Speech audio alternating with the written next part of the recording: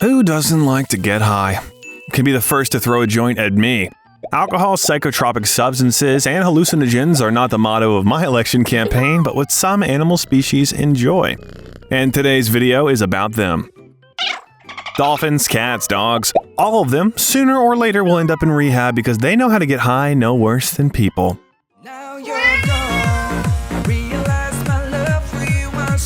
Don't believe me? I'll convince you.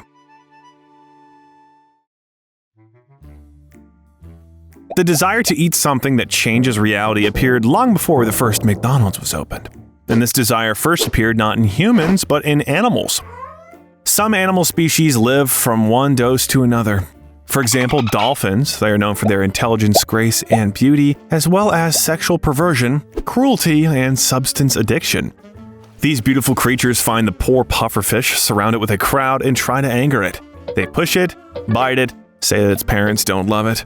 And when pufferfish become enraged, its defense mechanism is triggered and releases a toxic poison. That's what the dolphins want. The poison can write a ticket to the other world for 30 adults. But dolphins know their limit and use just enough not to die, but to feel euphoria and see hallucinations.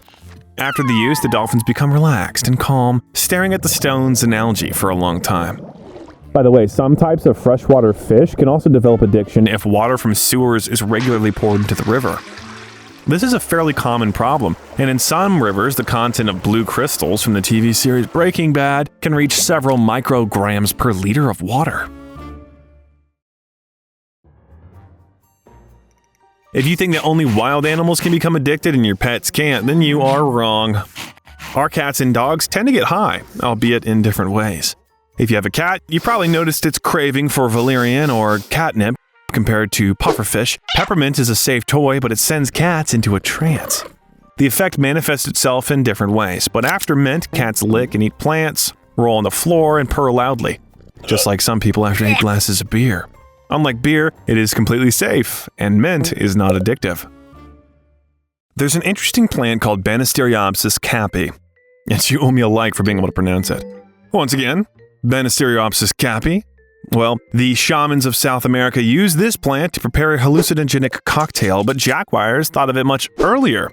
After eating a few leaves, these deadly predators turn into playful kittens. They roll on the ground, purr, and then sweetly fall asleep. This is how they restore their strength, and after a powerful hangover, they return to hunting with heightened sensations.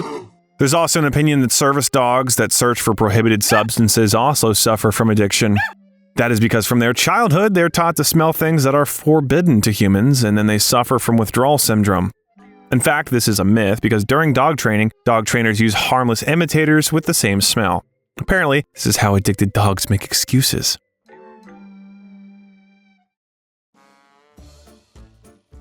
If you ever see a bee crawling across the floor, chances are it was drunk as a skunk. Of course, maybe it was dying because it stung someone, but more likely, it ate too much fermented nectar and crawled among people saying, "I'm not drunk, you're drunk." The fact is that in warm weather, the nectar in the flowers begins to ferment and it has fun properties. At first, the bees are happy, then depression sets in. Like humans, bees lose coordination, crash into people and buildings, and as a result, cannot find their way to the hive. But even if the drunkard managed to return to the hive with a sting, no one will let it inside because a drunken bee is trouble in the colony.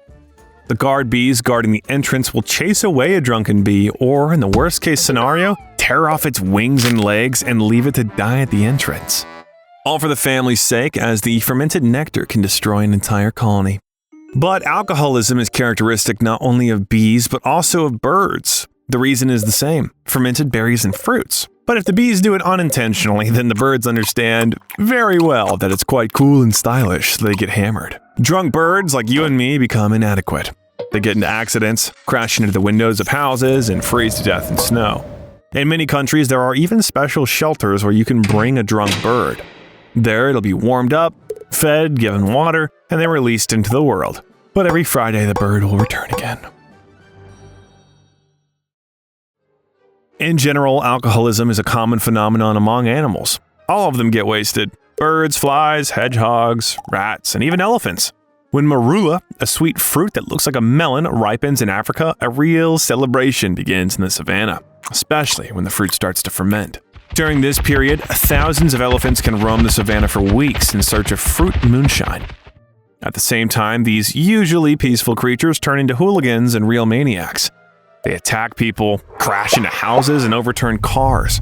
In 2012, for example, a herd of elephants that destroyed a wine store drank 18 cases of booze. That is 132 gallons. This turned out to be not enough for them, and in search of booze, they destroyed 3 huts and eventually found a wine cellar. In the morning, they were very ashamed. But it's small potatoes. How about a story of an elephant addicted to a real prohibited substance? In China, there lived an elephant named Big Brother. Once it was caught by poachers, and in order to subdue the animal, they began to feed him bananas with white powder inside. The bastards were caught trying to sell the elephant. The animal was behaving strangely. It was nervous with saliva coming out of its mouth. The elephant was trembling and could barely walk. After the tests, the elephant was transferred to a special park where the poor guy was treated with substitution therapy, baths, and a massage for a year. The elephant recovered and got rid of the terrible habit. I think no one will argue that monkeys are very similar to people. They smoke, fight, steal wallets, and also drink a lot of alcohol. For example, the vervet monkey, or just a green and sometimes a blue monkey. If they just drank and slept in trees, no one would have any questions, but no. In a drunken state, they turn into bandits and rob tourists. Monkeys group together to make stealing easier, and sometimes they can even use knives, rocks, and sticks, all for the sake of drinking a glass or two. Although black lemurs, and this is not racism, living in Madagascar do not suffer from alcoholism, but they do not mind enjoying such a delicacy as cyanide. What is death for a person is a thrill for a lemur. They squish centipedes, which release a poisonous chemical in response. Instead of running away, all the lemurs gather there and begin greedily rubbing the cyanide into their bodies. This gives not only the effect of euphoria, but also protects them from mosquitoes. Bears are not just big, they're big drinkers. In southern countries where the date palm grows, people make wine from its juice. They punch holes in the tree trunk, hang large containers, and wait. Bears come to the smell, drink everything to the last drop, break dishes, and even fall drunk from trees. In one of the American states, a freight train carrying corn grain once derailed. It happened not far from the nature reserve, so with the arrival of the heat, the bears came out on the smell of the fermented grain. They began to graze in that place, devouring hoppy grain, which interrupted the movement of other trains. To cure the addiction, the grain had to be covered with earth, and guess what? The bears dug up the grain and continued to hang out on the rails. In northern India, however, parrots regularly rob opium farmers. Substances from this noble plant are used in modern medicine, as well as in all kinds of basements, dens, and abandoned houses. When parrots become addicted, they do real damage to their bodies, lose their intelligence, fall out of trees, and live only to return to the farm and eat another pod of sweet, sweet opium. Well, I hope you understand that drugs are bad. Animals are cool, and animal addicts are both cool and bad. Watch your wallet if you see a monkey. Like and subscribe, and we'll be back soon with more facts that don't make any sense. See you soon.